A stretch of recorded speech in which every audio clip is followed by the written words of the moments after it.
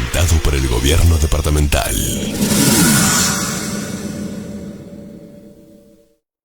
En la 13ª Feria del Libro vamos a promover la lectura sobre temáticas supersticiosas y a crear una nueva. Si no venís, si no participás, si no lees, vas a estar condenado a vivir sin la emoción de los libros. 13ª Feria Internacional de Promoción de la Lectura y el Libro en San José. Un desafío a las supersticiones y un homenaje a los 75 años del Principito. Del 9 al 16 de septiembre, San José te espera. El Gobierno Departamental te invita.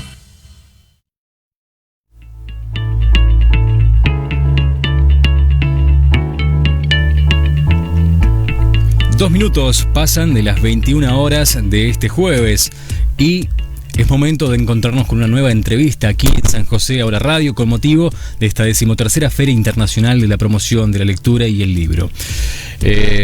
España dice presente una vez más aquí en la radio a través de Cristina Martín Jiménez, que bueno, nació en Sevilla, España, y que hoy está presente en San José de Mayo, Uruguay. Buenas noches, Cristina, gracias por acompañarnos. Gracias a ti por invitarme.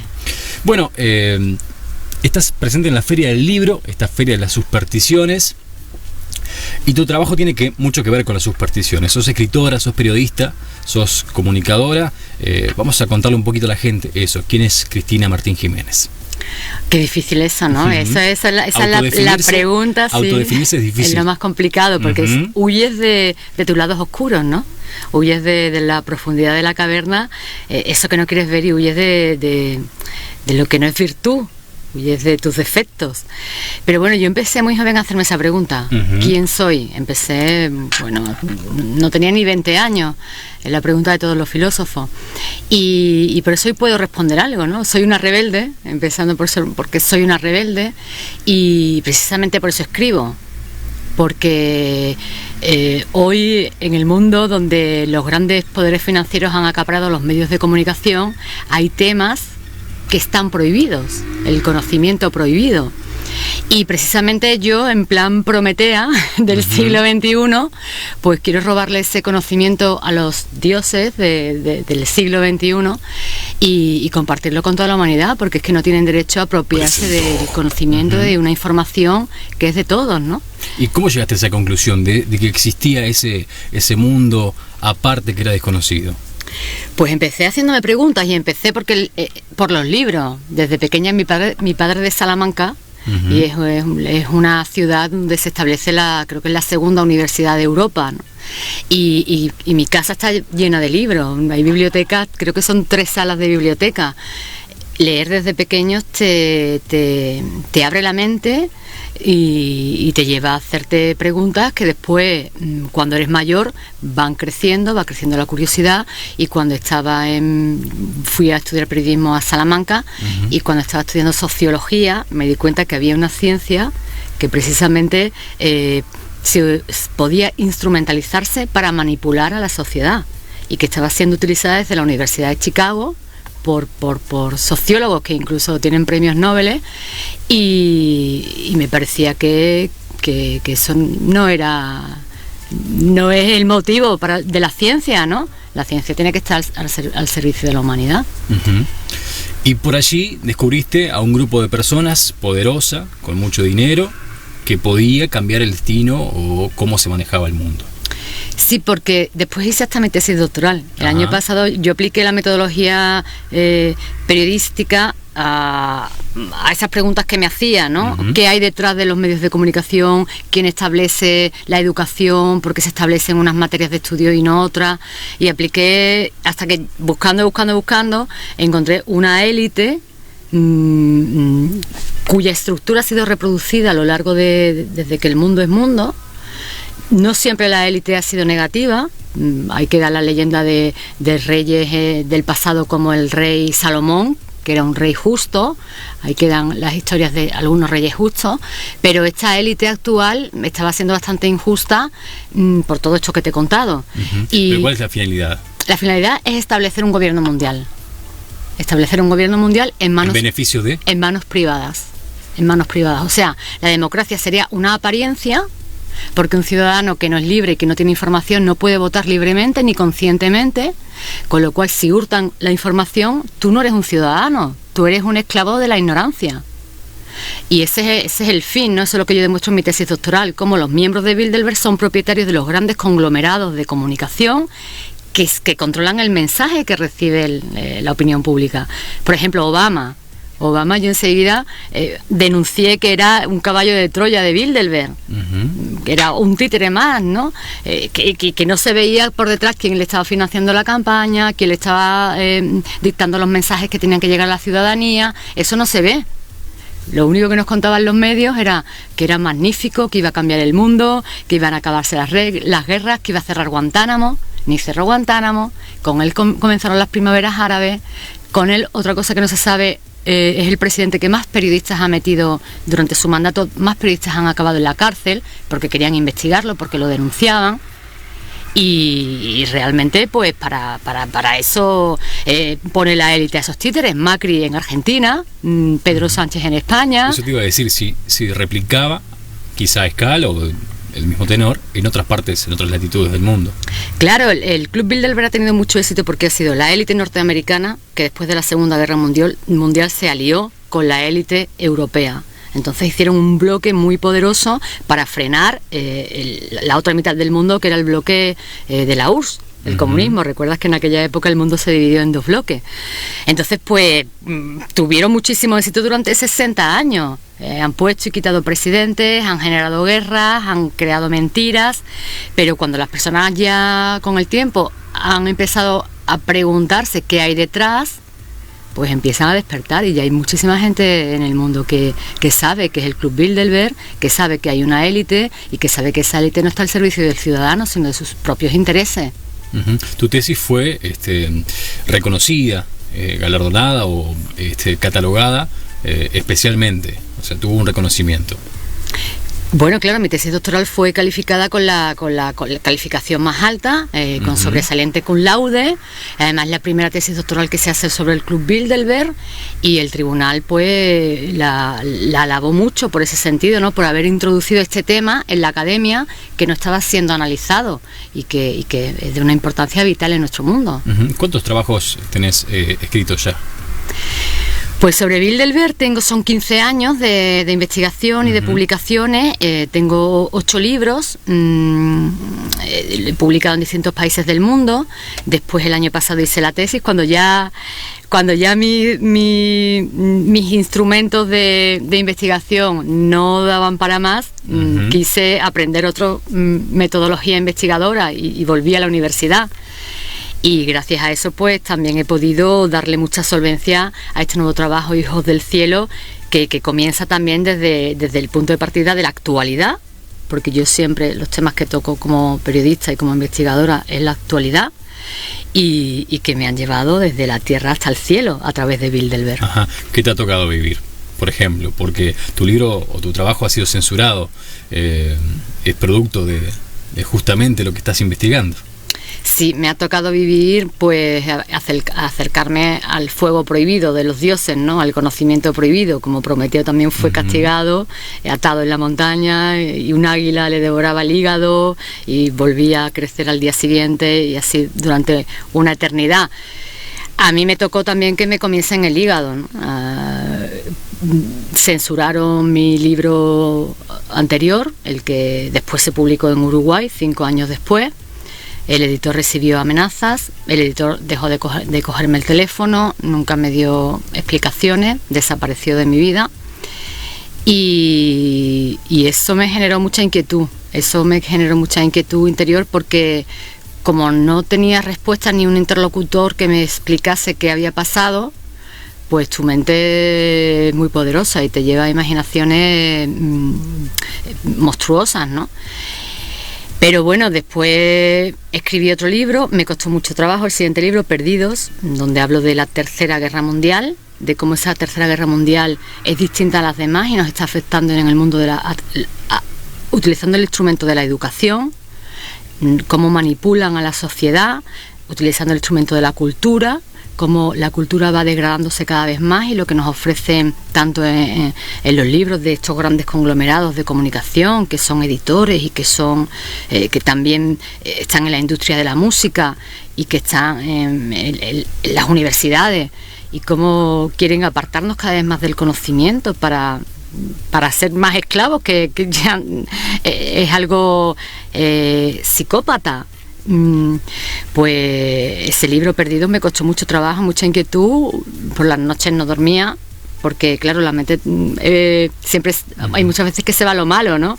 Y me decía, bueno, ¿y para qué vas a trabajar tanto otra vez si al final pues te lo van a volver a quitar? Y tuve que... ¿Sentiste temor en esos momentos? Sí, mira que siempre me han calificado los lectores de valiente, porque siempre lo he dicho, pero siempre he hablado de estas cosas que no se tocan, ¿no? Que no se está prohibido tocarlas, pero sentí miedo y sentí inquietud. Uh-huh. ¿Y recibiste alguna vez alguna amenaza constante, sonante, que te hiciera pensar o decir, bueno, esto tiene que parar, no lo puedo hacer más? Es que la mayor amenaza que puede recibir un escritor es que te silencien un libro tuyo. Es todo un mensaje, es toda una declaración de intenciones. Yo creo que te quiten tu instrumento de trabajo, ¿no? Como si a ti te quitan tu voz, como si te apagan el micrófono, que no puedas hablar, que no puedas contar. Es que creo que mayor aviso que ese no lo hay, ¿no? Y nunca hallaste una respuesta para eso, nunca tuviste, digamos, un conocimiento real de por dónde había venido la cuestión, ¿no? Yo sé que una de las últimas conversaciones que mantuve con el editor es que me dijo que tenía miedo, que había recibido una llamada telefónica. Uh-huh. Y yo le dije, bueno, pero yo no tengo ningún miedo, es que este es mi tercer libro, el que estaba publicando con él. Digo, es un tema... Claro, los periodistas en la facultad nos dicen que siempre estamos en pugna con el poder, que el periodista que realmente trabaja bien siempre va a tener al otro lado del teléfono al ministro o al presidente, que le va a decir, oye, esa columna que has escrito o esa noticia, quítala, ¿no? Siempre, ¿no? Entonces nosotros estamos acostumbrados desde la facultad, te conciencian. Uh-huh. Con lo cual yo le decía, bueno, vale, un editor inexperto no pasa nada, era un editor pequeño, no era Planeta con quien edito ahora. Y nunca me explicó nada más. Ya te dije que ya se cortó la conversación y no supe nada más, y yo mentalmente tuve que resolver el tema. Como no tenía respuestas, tuve que resolverlo. Y dije que me daba igual, que iba a seguir adelante, que iba a seguir escribiendo, que no me importaba saber lo que había pasado, porque lo importante no era eso, lo importante es que yo siguiese escribiendo. Uh-huh. Ratifica un poco tu teoría, ¿no? Porque ser censurada, me imagino que da un poco de razón a lo que estaba planteando. Algún miedo existía desde otra parte para que se supiera lo que justamente querías contar, y una intención de que así no pasara. Claro, mira, una de las cosas que me pasaban, porque yo he tenido que luchar mucho en España para que este tema fuese considerado, para que el tema de Bilderberg fuese considerado un tema serio y un tema que se plantease en los medios de comunicación, y que cuando yo sacase un libro me entrevistasen y viesen que yo estaba dando pruebas y razones que era real. Entonces lo que me pasaba, José, era para mí tremendo, porque cuando iba a las televisiones y se encendían las luces y empezaba acción, comenzamos, todos me atacaban. Ajá. O sea, todos me atacaban, los periodistas, los tertuliarios que se suponían que eran de izquierda y los que se suponen que son de derechas, porque así es como lo organiza la élite actual, ¿no? Todos me atacaban y yo salía a defenderme. Yo estaba concienciada de que tenía que salir a defenderme. Yo no podía contar mucho, bueno, por ahí estaba, ¿no? Había que ir al infierno a contarlo. Pero después, cuando se apagaban las cámaras o cuando se apagaba el micrófono, me decían, joder, es que es verdad, es que tienes razón, es que fíjate lo que han hecho, fíjate lo que pasa. El otro día llamaron al ministro de Sanidad y le dijeron que tenía que comprar tales vacunas y que no sé qué. Digo, ¿y eso por qué no lo dices delante? ¿Eso por qué no? ¿Tú no eres periodista? Entonces, ¿por qué no se lo dices a los oyentes? ¿Tú no tienes un código deontológico para quien estás trabajando? O sea, yo salgo ahí, me ridiculiza, intentas tirar por tierra mi trabajo, que me ha costado muchas horas de investigación y mucho sacrificio. Se apaga la cámara y eres tan cínico de decirme estas cosas. Tú no eres periodista. Es que tú no eres periodista. ¿Y qué pasa con la gente cuando recibe la información? Porque obviamente está influenciada por los medios de comunicación, por las políticas que se emplean políticamente, justamente. Pero debe haber otros rebeldes como vos que se suman a la teoría, a la causa, y trabajan para que se conozca más. ¿Has sentido ese respaldo? No lo he sentido porque, de hecho, uno de los motivos que me da rabia contarte esto porque parece que estoy hablando de mí, me estoy dando importancia, cuando en realidad no, porque yo he estudiado periodismo y siempre lo he entendido como un servicio a la comunidad. Como otro puede ser barrendero haciendo un servicio a la comunidad, no es que yo sea más importante que otro, pero yo me di cuenta de que yo tenía que seguir haciendo este trabajo porque nadie lo estaba haciendo. Y es verdad que hay mucha gente, porque cuando yo empecé hace 15 años, tú metías en internet el Club Bilderberg y no aparecía nada.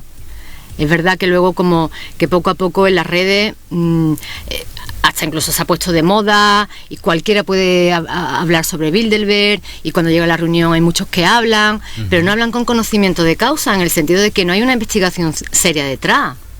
Nadie lo estaba haciendo y por eso yo me sentí con la responsabilidad de hacerlo. Era una cuestión de responsabilidad social, que es lo que me enseñaron en la carrera de periodismo. El periodista tiene una responsabilidad social, porque la información es, yo no lo llamaría un objeto, lo llamaría un sujeto vivo que cambia a las personas. Es que dependiendo de la información que tú tienes acerca de una persona, acerca de un acontecimiento histórico, acerca de cualquier cosa, tú vas a cambiar tu comportamiento. Por eso es tan importante para ellos tener el poder de que la gente crea los mensajes que ellos lanzan, ¿no? Porque pueden cambiar a las personas y su interés es dictar y decir a quién tienes que amar y a quién tienes que odiar. Tienes que amar a Obama y ahora tienes que odiar a los musulmanes porque nos interesa una guerra, porque hace muchos años que no hay guerras en el mundo o en Europa, y entonces hay que vender armas, y entonces tenéis que odiar, y vamos a hacer vídeos donde te vamos a decir que este tipo es muy malo, o te vamos a decir que los inmigrantes vienen aquí a delinquir, y entonces te vamos a poner en contra, y eso provoca guerras, provoca muertes, provoca sangre, y eso es lo que yo estaba viviendo cuando trabajaba en los medios de comunicación, y digo, yo no quiero jugar a este juego, porque esto no es periodismo, esto no tiene moral. Entonces me rebelé y digo, no quiero estar aquí, mi vida tiene que servir para algo, yo no estoy aquí, no soy una piedra, soy un ser humano, y los seres humanos, creo que dicen los científicos que el cerebro humano, de lo que conocen, es lo más grandioso que existe, ¿no? Que nuestras neuronas y nuestras conexiones son indescriptibles y cada día les resulta un misterio. Somos un misterio de la creación. ¿Cómo vamos a servir a 4 tiranos? Yo me niego a eso. No he venido aquí para esto. Ha habido un cambio magistral en los medios de comunicación, lo hablábamos incluso fuera de micrófonos. ¿Beneficia o perjudica ese hecho a acceder a esta información? ¿O también hay un dominio allí? ¿O tú ves un dominio allí? En esos medios de comunicación digitales que quizá ahora están acaparando la atención de la gente. Bueno, en mi tesis doctoral trato el tema de los nuevos medios digitales. Supongo que te refieres a YouTube. Supongo redes sociales, Facebook incluso, porque también es generadora de noticias y difusora, sirve como canal, Twitter, y yo analizo los medios desde la propiedad. ¿Quiénes son los propietarios? Y me encuentro que los propietarios son los mismos, o nuevos cerebros que surgen en Silicon Valley, que es donde están ahora todos los cerebros de Occidente, ¿no? Donde pretenden estar. Y yo creo que realmente pero automáticamente quien se convierte en millonario pasa a integrar este club. No, eso es lo bueno, que hay una generación de jóvenes millonarios que se han enriquecido con la cuarta revolución tecnológica, que es la que estamos, y que están en desacuerdo con seguir esa filosofía de vida que viene, que nos han dejado la élite, el establishment Bilderberg desde la Guerra Fría. Están en desacuerdo con eso. Y entonces... Por ejemplo, se me ocurre pensar en Zuckerberg, un poco más, uno de los más jóvenes, ¿no? Que hoy en día goza de una fortuna increíble. Y a raíz de justamente la creación de Facebook, que es bastante reciente, ¿no? Zuckerberg es la cara visible de una gran compañía que se llama Facebook, pero que uno de los principales accionistas es la CIA. La CIA tiene un fondo de inversión que está continuamente estudiando qué nuevas tecnologías salen de control. La CIA es un pilar fundamental de la élite norteamericana. Funciona a veces, dependiendo de quién es el director, ha tenido más poder que el propio presidente. Bueno, el presidente, por eso ha tenido tanta guerra con Trump, por eso está teniendo tanta guerra con Trump. Pero Facebook no es Zuckerberg. Zuckerberg es un joven que tiene una idea y que la CIA compra la mayor parte de las acciones de esa idea y la desarrolla, y por eso surgen los escándalos de que Facebook se está entrometiendo en nuestra intimidad y en nuestra vida privada, y ellos incluso tienen un disgusto porque viene Cambridge y les roba los datos, y hay una guerra de la información y del control de esa información. De hecho, ese fue uno de los últimos temas de este año que han estado debatiendo en la reunión de Bilderberg, ¿no? La guerra de la información. Por eso que yo te preguntaba, o sea, las redes sociales, los medios de comunicación permiten un acceso más fácil a la información a la gente, que quizás antes no accedía, quizás antes escuchaba o veía la televisión, la radio, y se quedaba con eso, no tenía forma de buscar más. Internet permite buscar, permite investigar, permite ver otras visiones, pero también permite ser controlado, ¿no? Y también permite más libertad también, porque ellos pensaban que las iban a controlar. O sea, las redes tienen unos algoritmos que hacen que unos vídeos determinados se coloquen en primer lugar, no porque sean más vistos, sino porque ellos deciden que estén en la portada, ¿no? De estos nuevos medios, y vemos cómo incluso se crean perfiles falsos, robots, que van replicando, y que esos 20.000 retweets de tal líder no son tales, no existen esos replicantes, ¿no? Hace poco hubo una caída mundial, una purga que hizo Twitter, y que hizo perder millones de seguidores a gente encumbrada, digamos, en las redes sociales. Eso también se fundamenta un poco con lo que contabas, ¿no? Sí. Evidentemente que hay una cuestión ahí, no sé si por generar estatus o por qué, pero no todo es tal cual como lo vemos. No todo está tan cual. Nos vendieron que las redes sociales eran buenas para la democracia, que iban a potenciar la democracia y la libertad de los ciudadanos, cuando en realidad era todo lo contrario. Pretendían controlarnos más, decirnos a quién seguir, decirnos que había que seguir la moda de tal futbolista, y este futbolista te está mandando también un mensaje porque se ha metido con las tecnologías verdes, y entonces nos llevaba por las tecnologías verdes y todo eso. Pero lo que ellos no pensaban es que había cosas que no iban a poder controlar, y que la gente se estaba dando cuenta de que le estaban dando gato por liebre. Eso no lo pensaron nunca ellos. Ellos pensaban que lo iban a controlar todo. Y de hecho hay declaraciones de algunos arrepintiéndose de haber lanzado Internet a la vida ciudadana, ¿no? Porque realmente sí que han provocado que estemos más informados, que seamos más conscientes, que nos demos cuenta de que no solamente nos manipulan en nuestro pueblo, en nuestra ciudad o en nuestro país, sino que la manipulación es global. Y tú puedes hablar con un amigo que está en México, con un amigo que está en Siria, y le puedes preguntar: cuéntame qué está pasando en la guerra, que los medios de comunicación no me están informando. Y te lo puede contar, y tú lo puedes contar por tu radio. Y tú puedes entrevistar a quien tú quieras, tú puedes salir al aire. ¿Qué pasa? Que tú no vas a estar el número 1 en YouTube, porque para eso tienes que pertenecer al sistema. Pero sí que tienes a muchos oyentes y estás cambiando la mentalidad de la gente, y con eso ellos no contaban. Bien. ¿Con qué se van a encontrar en este Hijos del Cielo? Que vamos a mostrarlo también para que la gente lo vea. Que justamente vas a estar el próximo sábado presentándolo, hablando un poquito más en profundidad sobre esto, pero ¿qué hay acá adentro? Bueno, además del tiempo de investigación, además de parte de lo que nos relatabas recién, ¿con qué se van a encontrar? Pues mira, te lo voy a decir porque yo creo que la noche a mí, la noche de la radio sigue siendo mágica, ¿no? Yo también empecé en la radio. Es el libro del que me siento más... Como si fuesen todos mis hijos, este sería mi hijo favorito. Este sería mi hijo predilecto. Porque es verdad que con Bilderberg creo que ya casi lo he dicho todo, ¿no? Después de la tesis doctoral sé que tengo que seguir diciendo cosas, pero casi lo he dicho todo.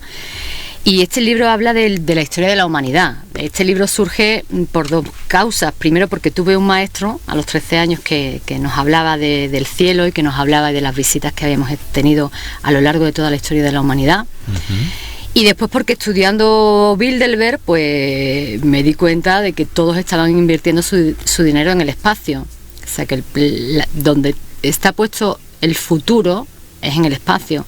Estamos viviendo en la era espacial y aún la gente de a pie no se ha enterado, ¿no? Porque lo han llevado todo muy en secreto.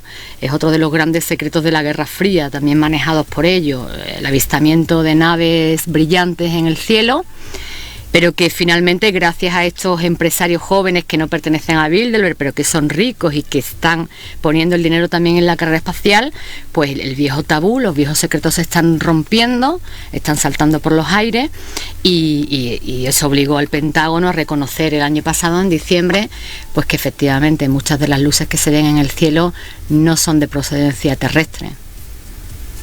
Es una gran revolución, estamos en una gran revolución cognitiva.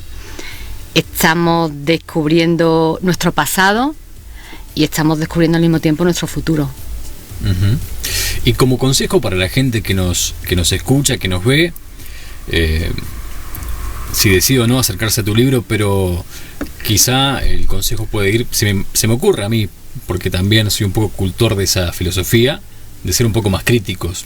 Celeste Verges, directora de Cultura del Gobierno Departamental, siempre dice que la feria tiene como intención hacer que la gente sea más crítica, que lea más, que investigue más y que se pregunte más, y que leer un libro le lleve a otro y a otro y a otro, y así acceda a más información. ¿Vos cuál es el consejo que le das a quien nos está viendo o escuchando?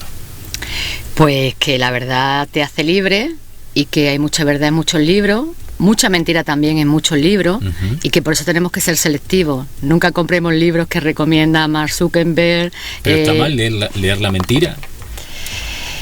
Bueno, si tú estás preparado y sabes cómo funcionan los medios de comunicación y cómo funcionan los libros, si tú estás preparado puedes leer lo que quieras. Lo que pasa es que te aburriría leer la mentira. Preferirías dedicar el tiempo a leer algo interesante, que te enriquezca y que te haga crecer, ¿no?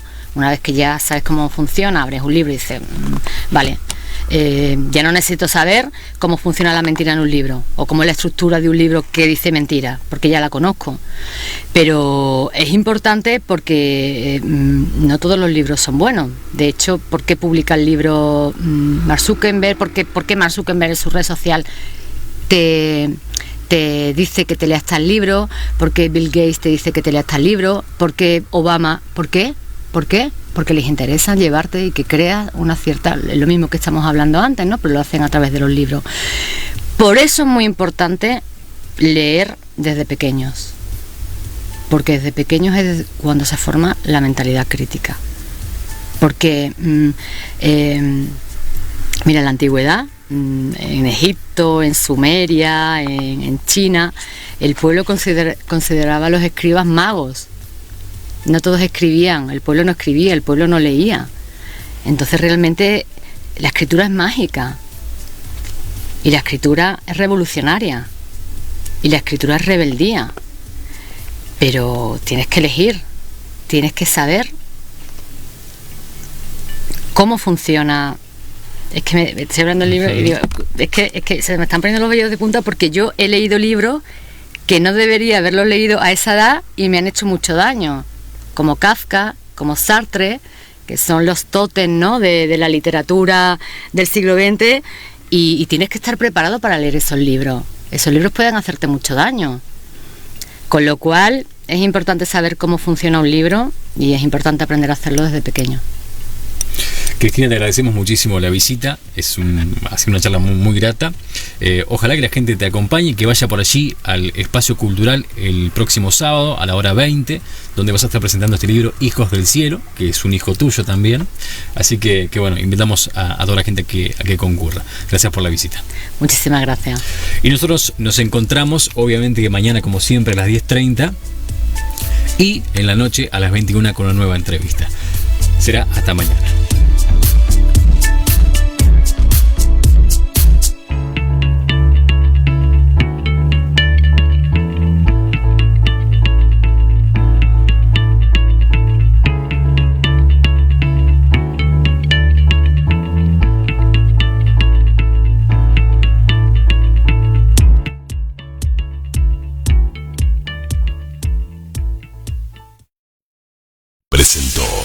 San José. Gobierno departamental.